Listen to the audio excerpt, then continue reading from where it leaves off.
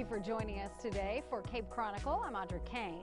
We will visit today with Cape Girardeau City Manager Scott Meyer regarding the impact and response around the New Year's flooding, the use tax on the April ballot, and the projects that tax could be used toward. Shelley Wood of EPIC, which stands for Early Prevention Impacts Communities, will be in to chat with us about teen drug use and how our community can come together to prevent it.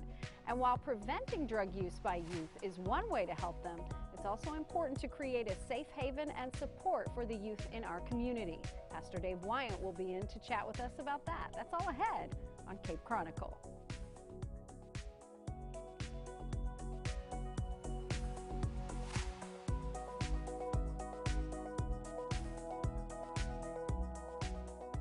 Whether it's for business or just a getaway, Cape Air is your wings in the Midwest. Cape Air serves 6 destinations, including Kirksville, Quincy, Fort Leonard Wood, Cape Girardeau, Marion, and Owensboro. Fly from Cape Girardeau to St. Louis with fares starting at just $49 each way.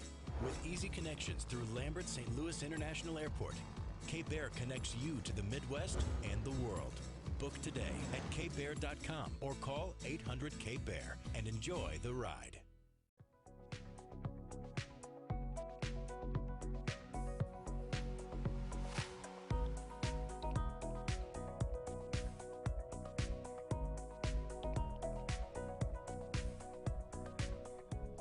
Welcome back to Cape Chronicle. I'm Audra Kane.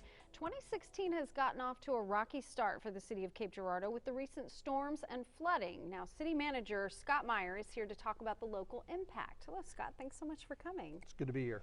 So the impact actually is less than it would have been in the far distant past. And what do you think as City Manager has come to play in that? Well, I think first of all we have to point to our employees. We have great employees who care so much about their city that they put it first, and they're there to do whatever is necessary to protect citizens and businesses.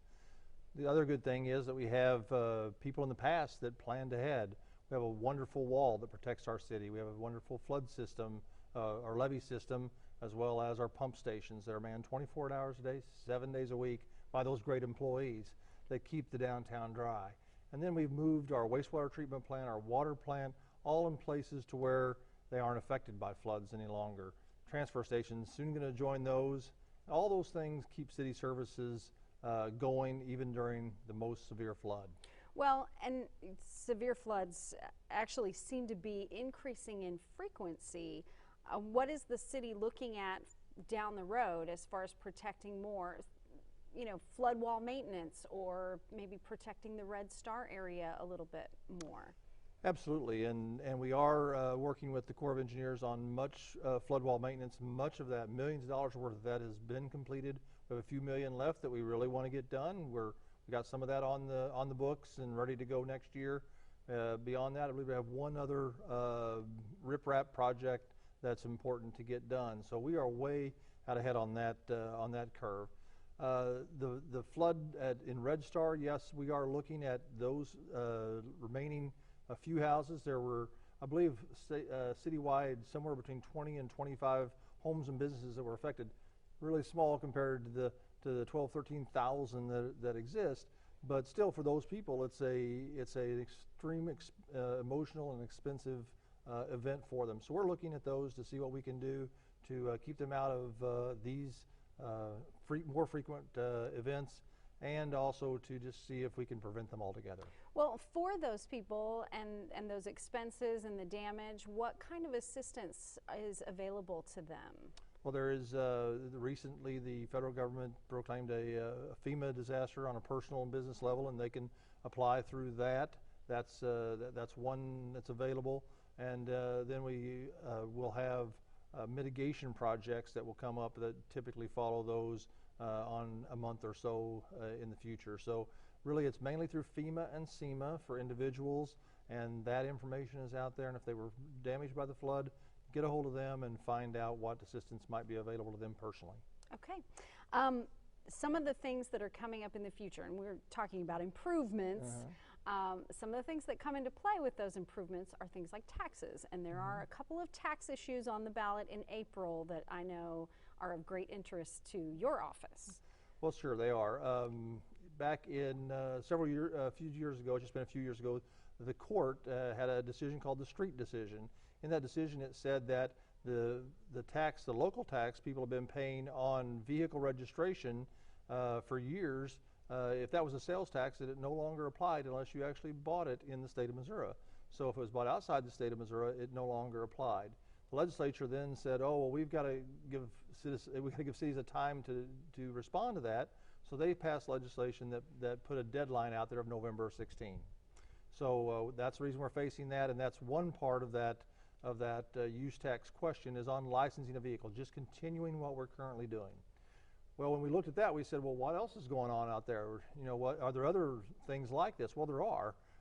There are people who buy aggregate and make things out of it, and in our city, well, they're avoiding local tax as well. And so we looked at doing a general use tax in order to do those things. Mainly affects businesses, but it's something that we think from a leveling the playing field and making it fair is important to business in the city of Cape Girardeau. Well, as for that tax on things like vehicles or boats Yes. that are bought outside of the city, how much during the course of a year could the city bring in with that tax if it continues? Currently, we wouldn't lose revenue if it doesn't Okay. pass. So we're currently already collecting that. Okay. And so in the future, we would lose. Could be up to $250,000 a year. We could lose if people if it doesn't pass, and then people start going across the river to have that local savings on their sales tax. So it's hard to predict exactly what that would be, but we've estimated it at about $200,000 to $250,000. And that adds up over a great It does. length of time. And then what about the other tax, the use tax? How much would that net? We think the two of them, if they pass, and that so there wouldn't be a loss on the first one. We think around $1.25 million per year would be estimated would come in additionally if that tax were to pass. So that's a goodly amount, and we got a plan to use it.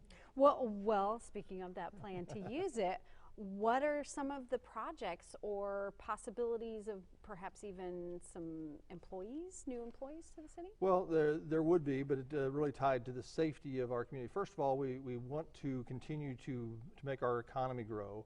So one of the things we are proposing is we currently have a license fee for businesses, retail businesses, that is based on the gross receipts of those businesses.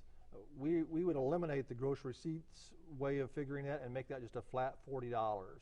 So that would save businesses anywhere from a few dollars to up to $1,000 a year. So we think that will help businesses grow, and that's what we want to see happen. So that's an important part of that. Then we have police officers, some existing ones that are grant funded that we want to continue, and up to maybe 7 more. That's like 10 police officers additional that we think for the safety of our community is critical going forward. We'd like to fund those. And then we have a safety coordinator, a fire training officer, and then we'd also like to work on mental health. And we think that's a really critical thing going into the future, to work for the safety and also help free up some of our officers' time. Those are some great uses, and it's not really something that's going to really hit the pocketbooks of our local citizens that hard. Right. But in the long run, it could if we neglected those tax issues on the ballot. Well, we think these are things that aren't just nice to have. These are core things that a city needs. If you're not safe, really nothing else you do matters. You can't grow economically. You can't. The amenities you have don't matter if you're not at the core safe. And so we want to protect that safety core of what we are at its very beginning. All right. Well, Scott, thank you so much for coming by to chat Thanks with for us. having me. Some very important issues, and we've been talking with Cape Girardeau City Manager Scott Meyer. On the way next, your involvement in the community can extend to helping kids who you have never even met. Stay tuned for more of Cape Chronicle.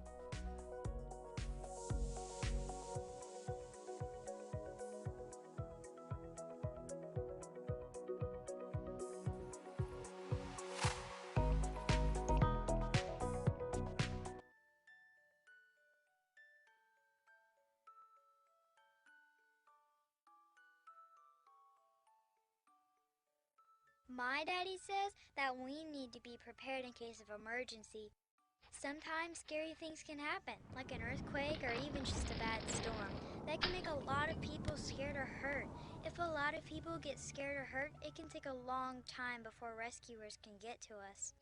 But my daddy volunteers for CERT. He says that being prepared isn't just about us, but everyone in our community. He works with other volunteers in our neighborhood to make sure everyone is okay, like Mrs. Johnston next door. She lets me play with her cats. If anyone is hurt or needs help, he can help them to a safe place, which saves the ambulance a lot of time when it comes to pick them up. Daddy says that CERT helps him learn a lot about helping us stay safe in a disaster. And there's even fun supplies we can use. I'm glad my daddy volunteers for CERT and helps people. And when bad things happen, I'm not scared because we're prepared.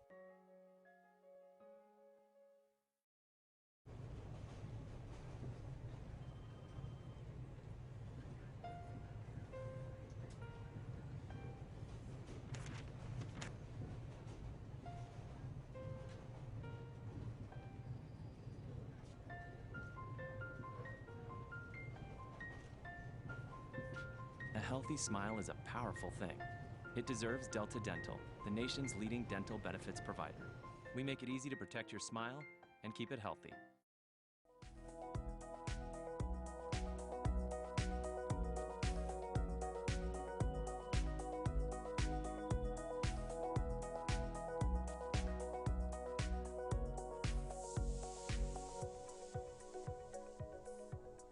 Welcome back to Cape Chronicle. I'm Audra Kane. The organization name EPIC stands for Early Prevention Impacts Community, and EPIC is a local effort to prevent teen drug use through promoting healthy attitudes and behaviors. One part of the organization is Shelley Wood. Thank you for coming, Shelley. You're welcome. Thanks for having us. Well, Shelley, first of all, tell me exactly what your role is with EPIC.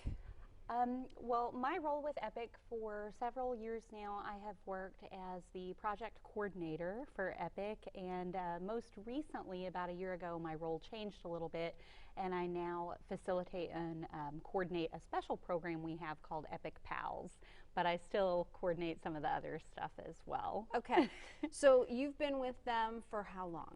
I'm in my 6th year right now, a little over 5 years. Now, is this a paid position or are you a volunteer? Yes, it's a paid position. In 2010, EPIC, then called the Southeast Missouri Youth Substance Abuse Prevention Coalition. Long name. Yes, received a drug-free community support program grant, and that's when I was hired as a coordinator with EPIC. Okay, all right, good. That was the information that I was searching for. So, one of the things that you all do, and we'll talk more about PALS in just a minute, but you all work to change attitudes about drugs and drug use in the community. So how do you start doing that? That seems like a huge task. That is a pretty great task that we are charged with, and that's really what the Drug-Free Communities grant wants us to focus on, is not just how can I change the life of this one individual child, but how can we change the community as a whole so that it's the best for all the kids in our community, and how can we change those attitudes about substance abuse. And so that grant really encourages us to work for what they call environmental strategies, and we have a lot of volunteers, luckily, on our coalition, and those volunteers are broken down into various committees. And we have a media committee who's been just really great and instrumental in helping us to change some attitudes and hopefully then behaviors following that in our community. And that media committee has worked on several different public service announcement, commercials, media campaigns over the last 5-6 years now since I've been a part of the organization. Most recently, last year, we did a harm reduction campaign called Steer Sober that you might have seen the commercial for, or we have car air fresheners and a variety of posters and just different things out in the community that are encouraging people, adults in this case, encouraging people over the age of 21, if you're gonna drink, make the decision not to drive. And so these air fresheners and posters, and now we have koozie cups with the Steer Sober message on them. They also have the cab numbers on them. And that's been, I think, one of our really successful media campaigns. Okay, so through the media campaigns, are you reaching out to like local organizations, children's schools and high schools and things like that in order to get things started? So we've had some media campaigns prior to Steer Sober that were a lot more youth focused, and I'm not sure if I understand your question entirely. If we're recruiting kids from those places, No, going into the schools and to show the commercials and things Right. like that. We have not done that, but we have worked with local media outlets to find what are the television channels that maybe the kids in our target age range are most likely to watch, and then aired the commercials on those. We're looking at doing a youth public service announcement right around prom this year, we're hoping to, and this time I think we're gonna try to implement that via social media, because we know that's where the majority of kids spend their time. Okay, and so, and this is a totally self-serving question because I'm with River Radio. Are you working with us on getting that message out to the kids that listen to the radio? Not this time, we're not, or we haven't yet, but this campaign is not up and going yet, so it's certainly a possibility that we would, and we definitely have worked with River Radio in the past. Awesome. All right, well, don't forget my number. So what programs have been successful in this community to help curb teen drug use that you at Epic are aware of? I think that it's hard to say. It's so hard to say for sure, oh, this has had an impact, this one specific thing. We definitely try to measure that. We work with a coalition evaluator who tries to measure those things for us. But it's really difficult again to say, you know, this specific thing has had a great impact. I do believe in, we could talk about it a little bit more later if you want, but I do believe our Epic Pals program is having a real strong impact on those kids, you know, that are a part of that program. Well, let's talk about that now. Okay. Tell us, what does Epic Pals do? We work with kids, and currently the kids that we're working with are in the Missouri Division of Youth Services custody. And we work with those kids, and we go through an animal-centered curriculum with them that's designed to build qualities in the kids like compassion and empathy and dedication to service, all by focusing on the bond between humans and animals. So we go through this curriculum with the kids, talk about animals and try to build these qualities in them by doing that. And then we bring in dogs from local shelters and pair those kids with a dog, and they work to train that dog some basic obedience skills using nothing but positive reinforcement techniques. And then we work to try to get the dogs adopted. We also teach the kids how they can use those same positive reinforcement techniques to shape themselves and their own environments as well. And I believe it has had a really positive impact on the lives of the kids who have been a part of that program, as well as the lives of the dogs who have been a part of that program. That sounds like a great program, because it sounds like it mirrors the Puppies on Parole. Exactly, that yes. works with adults that are incarcerated. So starting them early, and that's a big part of what Epic is about, is reaching kids when they're young before the drug use starts, in order to change their attitude about, not just their attitude about drugs though, right? It's their attitude about life in general. Sure. We really want to just support healthy youth development, and by supporting that healthy youth development and that positive attitude about life in general, the kids are going to be more or less likely to engage in risky behaviors like substance use. We also really want to try to change the attitudes, a lot of times, in some cases anyway, of adults in the community. And so we definitely have had some campaigns and some projects, like we have a very popular Breakthrough Breakfast series. It's a quarterly educational series that we host for service providers and community members to educate people in Cape County about substance abuse issues that might be impacting youth locally, and how adults can help to prevent that as well. Well, now I also know that you have an event, and it's coming up in April 22nd. That's is right. the art event. Okay, and it's called Off the Wall. Yes. It will be our third annual art auction. It's called Off the Wall, and it is, we have a silent auction and we have a live auction. Lots of local artists have been very generous in donating work the past 2 years, and many have already agreed to donate this year, and some artists from out of the area as well. That event will be at the concourse. We'll have the silent auction, the live auction, food, music. It'll be a lot of fun. And this year, first Friday in April, on April 1st, we will have a reception at Gallery 109 down at 109 North Main Street from 5 to 9 that evening to highlight some of the artists who are donating to us. Well, I know that they can go to your website to Yes. find out more information, so do that. Thanks again to Cape Girardeau Epic and Shelley Wood. Thanks, Shelley. Thank you. For sharing ways to engage youth with us. On the way, we'll hear from Cape Girardeau's Centenary United Methodist Church Associate Pastor Dave Wyant. That's next on Cape Chronicle.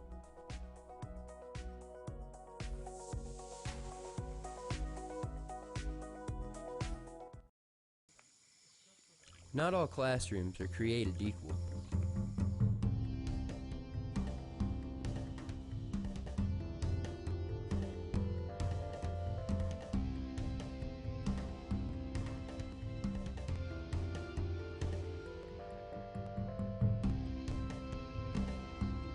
You can't just learn about life, you have to do it.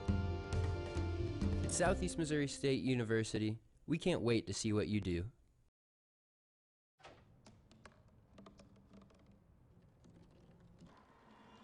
Everybody has a dream.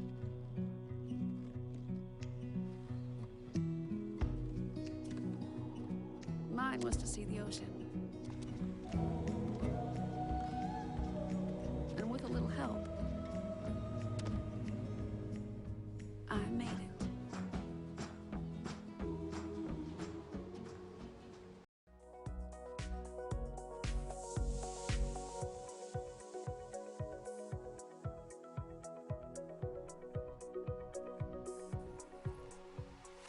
This is Cape Chronicle, and I'm Audra Kane. We are joined now by Centenary United Methodist Church Associate Pastor Dave Wyant. Welcome, Dave.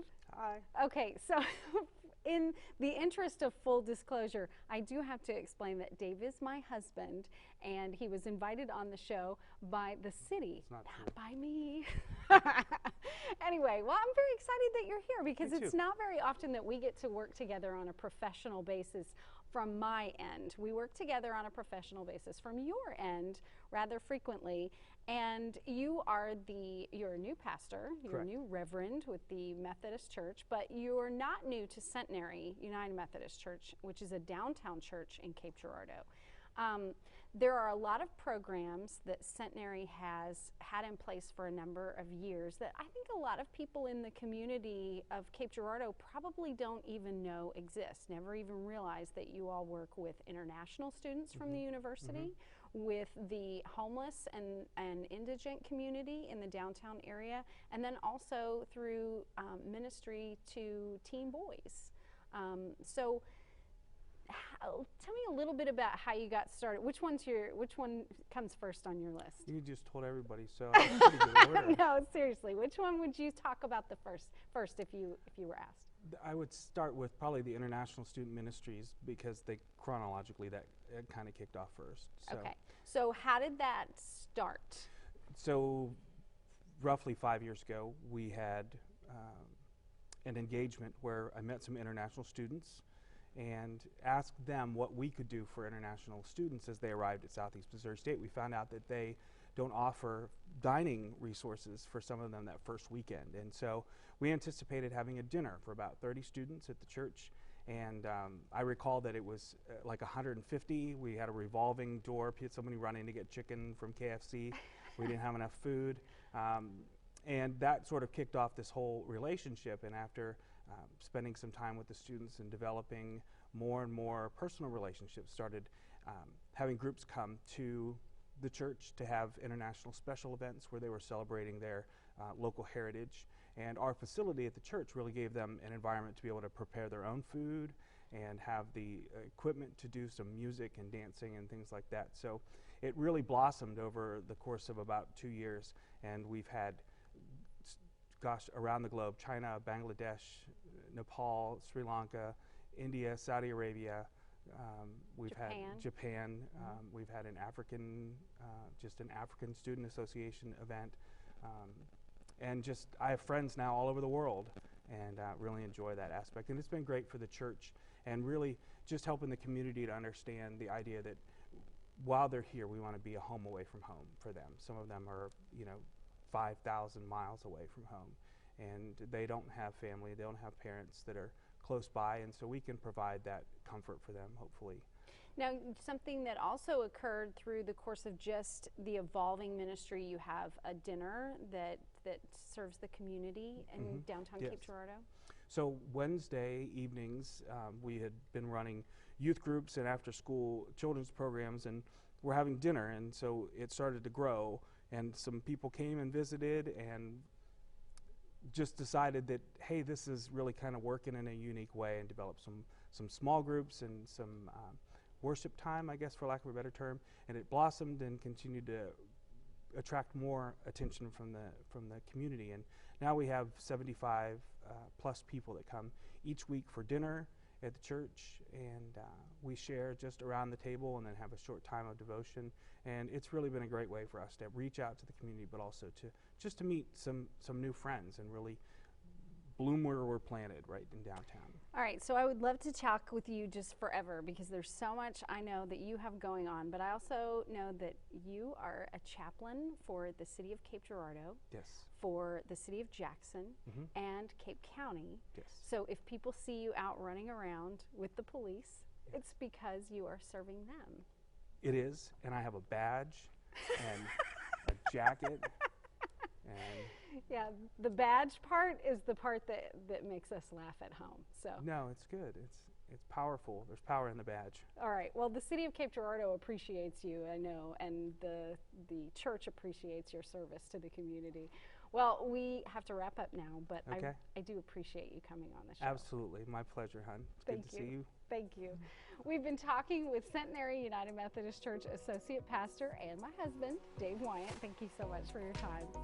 And thank you for joining us for Cape Chronicle. The program is a collaboration between the Department of Mass Media at Southeast Missouri State University, the City of Cape Girardeau, and River Radio Group, comprised of 93.9 The River, K103, KZIM, KSIM, Real Rocks, 99.3, and SEMO ESPN. Our executive producer is Jim Dufek. I'm Audra Kane. Thanks for watching.